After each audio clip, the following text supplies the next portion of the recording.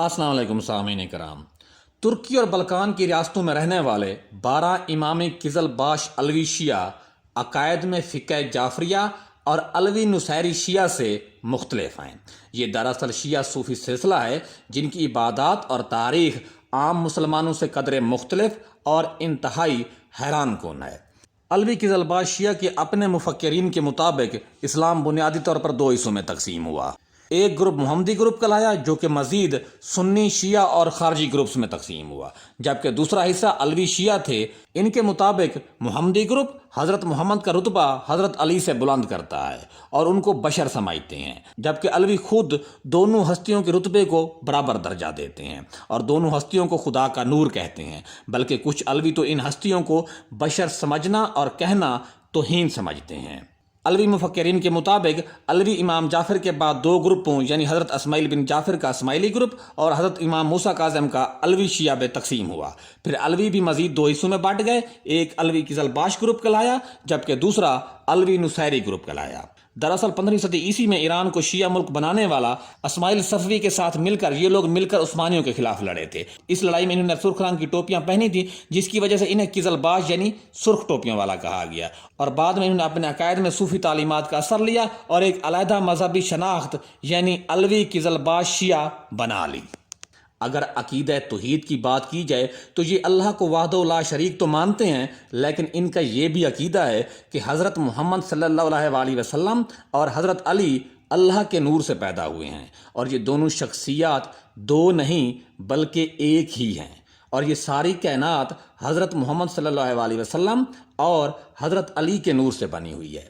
موجودہ قرآن مجید کی کچھ صورتوں اور آیتوں کو مانتے ہیں اور کچھ کے بارے میں ان کا خیال ہے کہ ان میں بنو امیہ نے تحریف کی تھی، اسی لیے یہ قرآن مجید کی تلاوت کم یا مخصوص آیات کی کرتے ہیں۔ اس کے ساتھ یہ قرآن مجید کے لفظی معنی کے بجائے اس کے گہرائی کے معنی پر یقین رکھتے ہیں، جو کہ ان کے مطابق حضرت علی رضی اللہ تعالیٰ عنہ کو پتہ ہیں یا پھر ان کے ائمہ کرام اور ان کے ولیوں کو پتہ ہیں۔ علوی شیعہ عموماً دن میں 3 وقت کی عبادت کے قائل ہیں، جو کہ ان کے مطابق فرض نہیں ہے۔ اگر کوئی پڑھنا چاہے تو پڑھ لے، نہ پڑھنے کا کوئی گناہ نہیں ہے۔ اپنی عبادت کے دوران یہ زمین پر 2 زانوں بیٹھ کر کلمہ اللہ، محمد اور علی کے نام کا ذکر اذکار کرتے ہیں، 12 ائمہ کرام کے نام لیتے ہیں، اس کے ساتھ ساتھ گٹار بھی بجایا جا رہا ہوتا ہے، پھر یہ ایک سجدہ کرتے ہیں۔ یہ ان کی روزانہ، ہفتہ وار اور مختلف مذہبی تہواروں پر عبادت ہوتی ہے۔ یہ اپنی عبادت کو سما جبکہ عبادت گاہ کو سیماوی کہتے ہیں۔ یہاں یہ بات بھی انتہائی حیران کن ہے کہ یہ لوگ شراب پی کر مرد و خواتین مل کر عبادت و ذکر کرنا پسند کرتے ہیں۔ ان کے مطابق شراب کی مستی میں مخمور ہو کر یہ لوگ خدا کی یاد میں ڈوب کر عبادت کرتے ہیں۔ اس بارے میں یہ لوگ عجیب دلیل دیتے ہیں کہ جب حضرت صلی اللہ علیہ وسلم معراج شریف پر گئے تو اللہ تعالیٰ نے آپ کو انگور تحفے میں دیے۔ وہ انگور آپ نے وہاں پہ موجود اپنے 40 اصحاب باشمول حضرت علی کے پیالوں میں نچوڑ کر ان کو پلائے تو وہ سارے اصحاب خدا کی یاد اور ذکر میں جھومنے لگے۔ اس واقعے کو بنیاد بنا کے یہ لوگ نہ صرف اپنے اوپر شراب حلال سمجھتے ہیں بلکہ شراب پی کر بھی عبادت کرنا ان کے نزدیک ایک جائز فعل ہے۔ اپنے ذکر و عبادت کے دوران یہ اپنا منہ کعبہ کی سمت کرنے کی بجائے ایک دوسرے کی طرف منہ کرنے کے قائل ہیں۔ ان کا عقیدہ ہے کہ خدا انسان کے دل میں رہتا ہے تو انسان ہی انسان کا کعبہ ہے۔ اس عقیدے کو یہ فقہ جعفریہ کے 6 امام جعفر سے منسوب ایک قول سے ثابت کرنے کی کوشش کرتے ہیں، جس کے مطابق ہم ہی خدا کا قبلہ ہیں، ہم ہی خدا کا گھر ہیں۔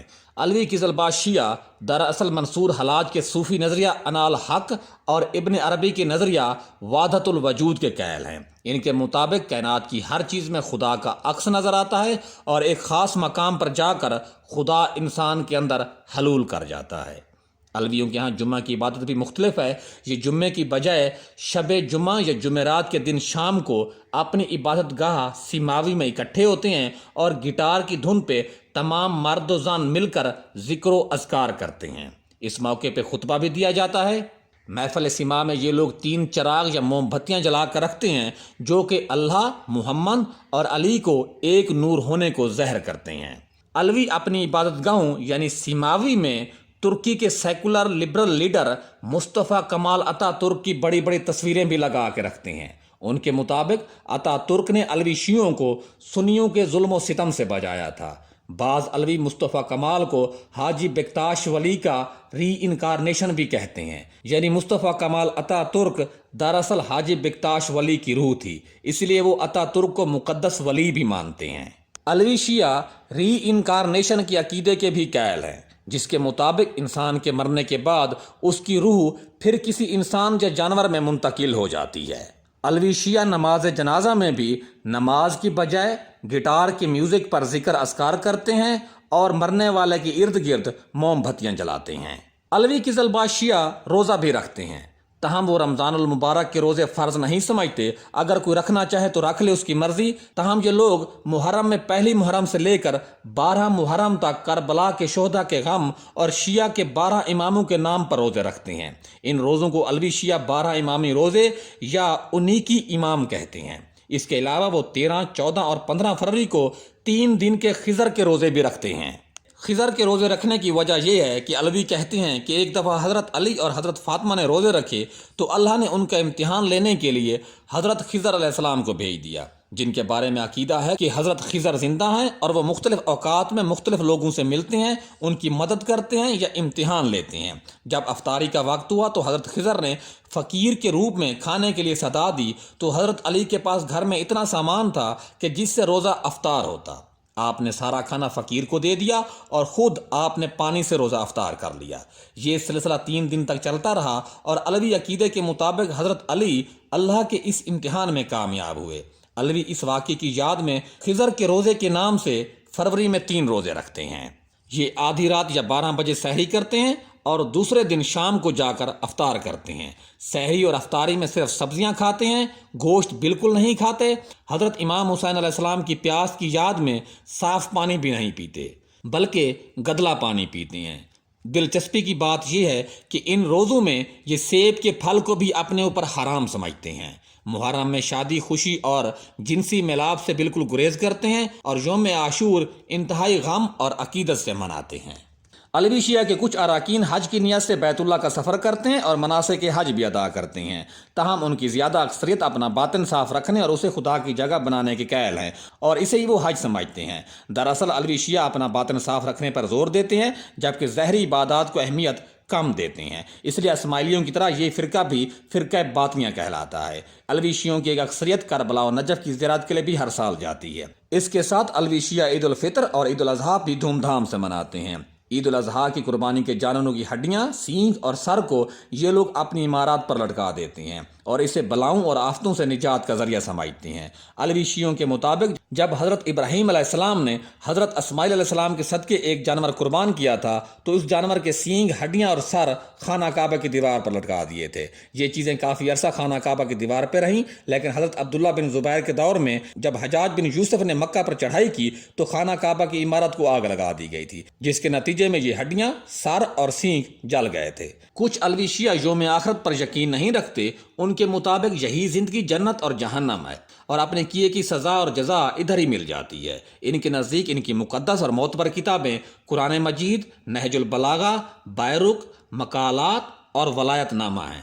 بنیادی طور پر علوی شیعہ ایک صوفی گروہ ہے۔ اس میں صوفیزم کے 4 مراحل ہیں۔ پہلا سیرت، دوسرا طریقت، تیسرا معرفت اور چوتھا حقیقت کا ہے۔ علوی عقیدے کے مطابق جب کوئی چوتھا دروازہ پار کر لیتا ہے تو اس کے اندر خدا حلول کر جاتا ہے۔ جس طرح خدا کسی قانون کے تابع نہیں ہے، اس لیے حقیقت کا دروازہ کراس کرنے والے پر کوئی دینی یا دنیاوی قانون لاگو نہیں ہوتا۔ وہ جو چاہے کرے، وہ جو مرضی کھائے، اس کی مرضی ہے۔ ان کے مطابق دراصل وہ انال حق کے مرحلے پر ہوتا ہے۔ علوی شیعہ کثرت ازواج یا ایک سے زیادہ شادیوں کے عقیدے پر یقین نہیں رکھتے، وہ صرف ایک شادی کے قائل ہیں۔ ان کے مطابق دوسری شادی کرنے سے پہلی بیوی کا دل ٹوٹ جاتا ہے۔ خواتین اپنے اوپر سوکن برداشت نہیں کر سکتی اور ان کے مطابق کسی کا دل توڑنا گناہ ہے، اس لیے دوسری شادی کرنا بھی گناہ ہے۔ ان کے نزدیک طلاق دینا بھی ایک گناہ ہے۔ علوی قزلباش ایرانیوں کے نئے سال کے پہلے دن نوروز کو بھی جوش و خروش اور خوشی سے مناتے ہیں۔ ان کا عقیدہ ہے کہ اس دن تخلیق کائنات کا عمل مکمل ہوا تھا۔ اس دن حضرت محمد صلی اللہ علیہ وآلہ وسلم کو پیغمبر خدا کا عہدہ سونپا گیا۔ اس دن حضرت علی رضی اللہ تعالیٰ عنہ پیدا ہوئے، اس دن حضرت علی اور حضرت فاطمہ کی شادی ہوئی تھی، اور غدیر خم کا واقعہ یا حضرت علی کو رسول اللہ صلی اللہ علیہ وسلم نے امامت کے لیے نامزد کیا تھا وہ بھی اسی دن ہوا تھا۔ اس دن علوی قزل باش شیعہ ایک دوسرے کو خوشی خوشی ملتے ہیں، مبارکیں دیتے ہیں اور انواع و اقسام کے کھانے بنا کر ایک دوسرے کی دعوت کرتے ہیں۔